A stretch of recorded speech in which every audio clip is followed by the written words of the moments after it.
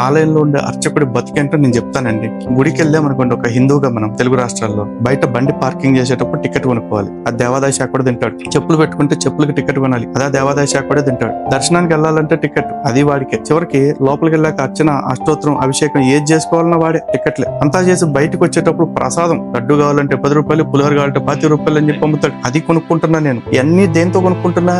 నా జేబులో ట్యాక్స్ కట్టేసిన డబ్బులతోటి ఈ దేశంలో అందరూ ఫ్రీగా అనుభవించే మత స్వేచ్ఛని నేను ఇన్ని చోట్ల డబ్బులు పెట్టి కొనుక్కుంటున్నా. అందరికీ మత స్వేచ్ఛ ఉంది, నా మత స్వేచ్ఛని నేను ఇన్ని రకాల డబ్బులు పెట్టి కొనుక్కుంటున్నా. ఇన్ని రకాల డబ్బులు పెట్టి కొనుక్కున్న నేను నా కోసం, నా క్షేమం కోసం, నా దేశ క్షేమం కోసం గొంతు చెంచుకుని గంట సేపు అష్టోత్తరం అభిషేకం చేసిన అర్చక స్వామికి నా జేబులో మిగిలిపోయిన నా సొంత డబ్బులు ఒక 100 రూపాయలు తీసి అర్చకుడి చేతిలోనో లేకపోతే ఆయన ముందున్న ప్లేట్ లోనో పెడతానంటే దాటి అంత అక్షరాలతో బోర్డు పెడతాడు, కానుకలన్నీ హుండీల్లోనే వెయ్యాలి, ప్లేట్ లో వేయరాదు అని చెప్పేసి. ఇది అర్చకుడు బతుకు. నా కానుకలు, నా డబ్బులు నేను ప్లేట్ లో కాదు తీసుకెళ్లి అవసరం ప్లేట్లో వేసుకుంటా. అక్కడ హుండీలో వేయమంటున్నావు, హుండీలో కాదు, నేను తీసుకెళ్లి చెత్త కుండీలు వేసుకుంటాను. నా డబ్బు, నువ్వెవడు నా డబ్బులు కంట్రోల్ చేయడానికి? నీకు కావాల్సినవన్నీ నేను కట్టేశాక